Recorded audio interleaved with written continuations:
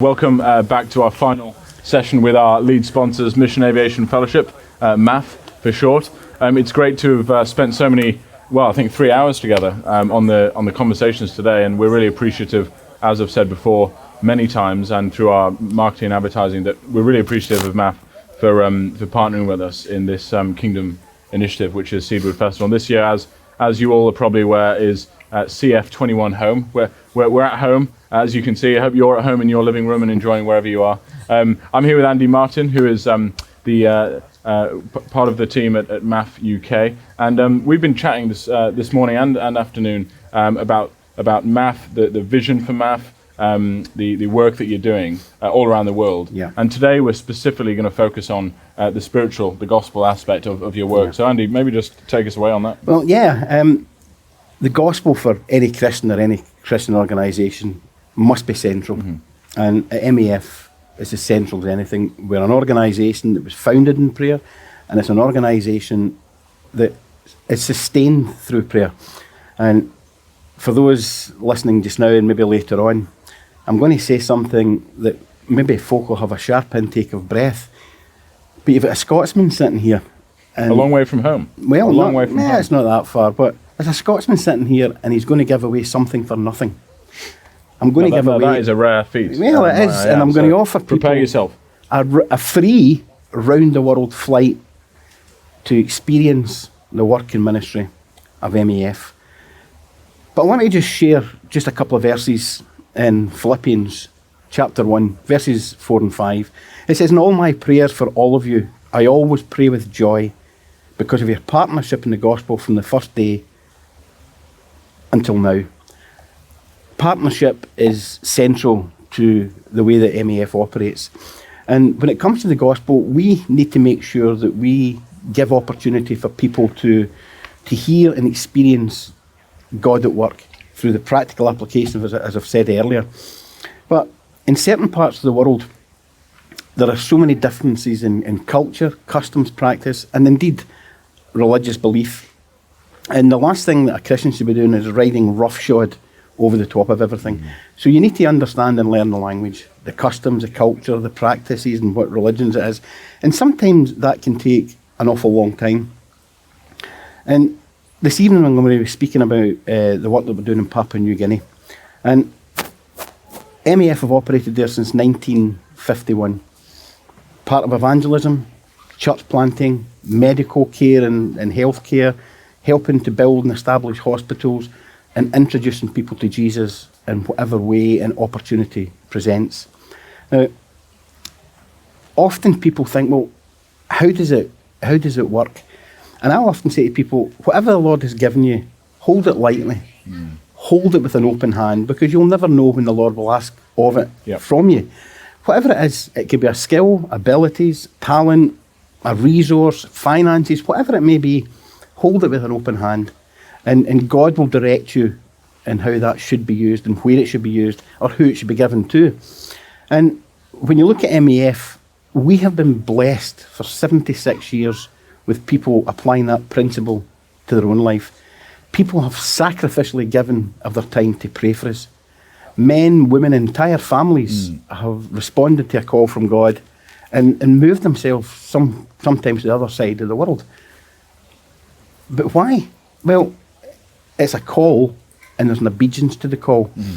And a call can come at any time in life.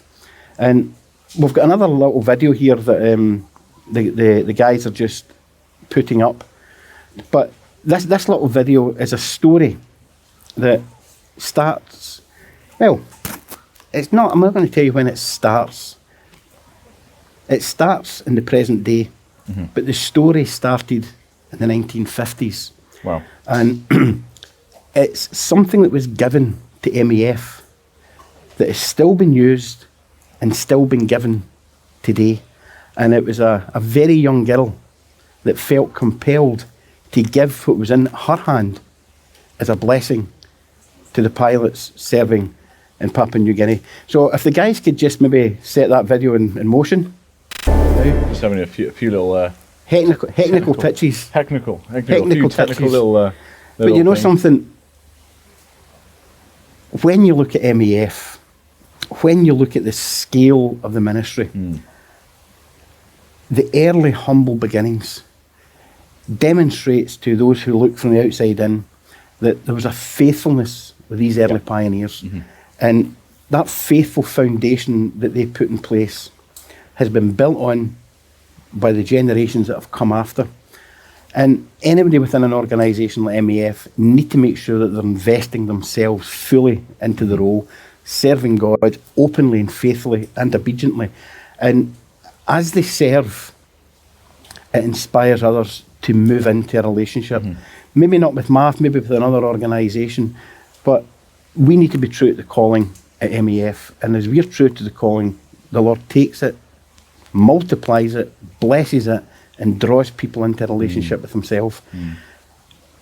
Man and woman can't save anybody, but God has chosen to use us as conduits of the message, conduits of his grace. And this little video here will show you that it doesn't matter how old or how young you are, if you hold what the Lord has given you in an open hand, You can be used. it can be used. Yeah. And this little video here. Well, let's see the video, and so for those watching, let's enjoy.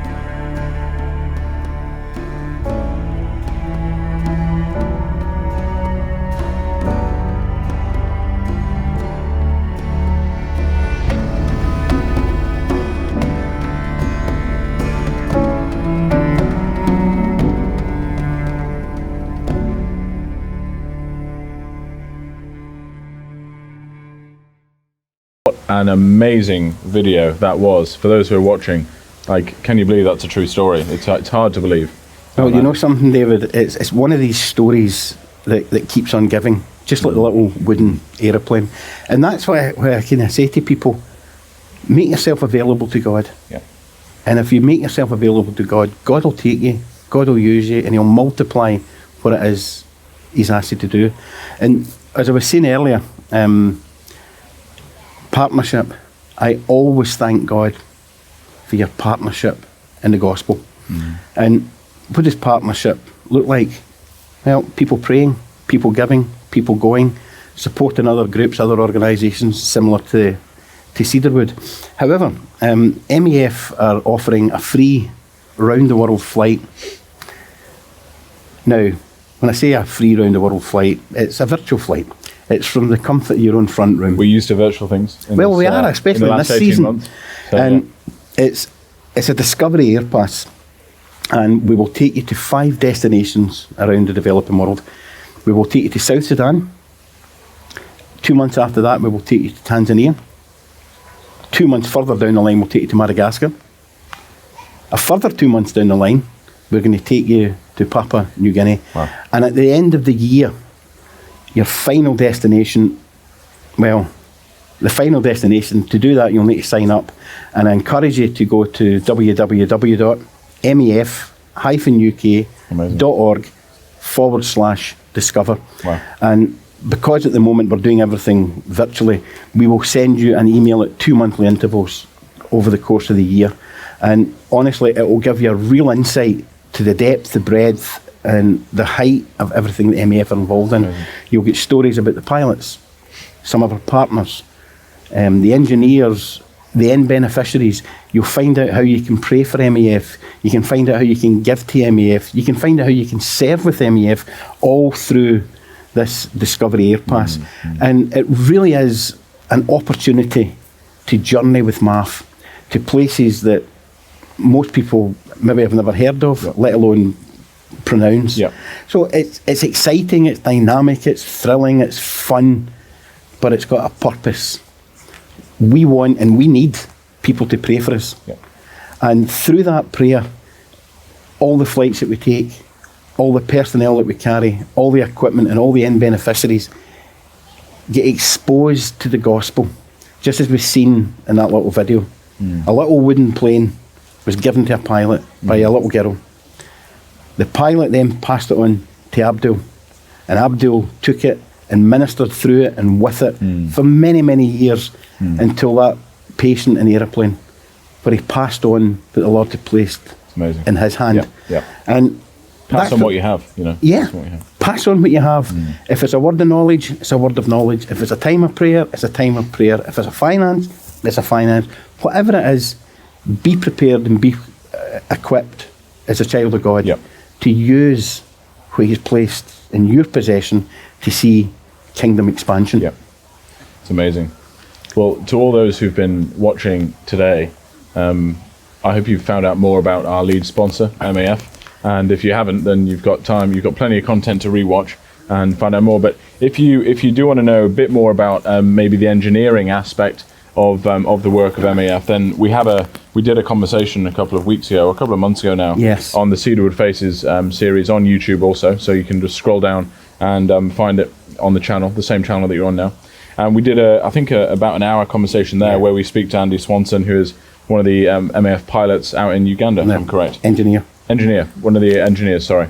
And if you want to know more about that aspect, then do check that out as well. It was a very interesting conversation. And another thing, David, if folks would like a visit from an MEF representative for their church or their group, they can also book that on our website.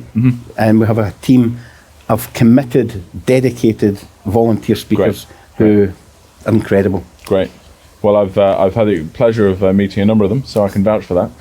But on behalf of Cedarwood and all the trustees and the team here, I just want to thank Andy for representing MAF so amazingly this day, and in fact before now as well at other events. So thank you so much, Andy, and on behalf of the team to MAF as well. I know there's a lot of people watching who do know MAF already and their work, but please do check out, subscribe, get that round the world ticket, and find out more. But from Andy and myself, I'd love to just bid you guys a farewell from the kind of MAF conversation. That's going to be the final of we're coming into land, but for all our conversations around MAF today. And so just want to thank you guys for watching us, and prepare yourself for the next session, which is going to be an amazing talk that a good friend of ours, Simon Gilbo, is going to be sharing with us on later on this evening. So strap yourself in for the next flight that will be with Simon, and we will see you very shortly.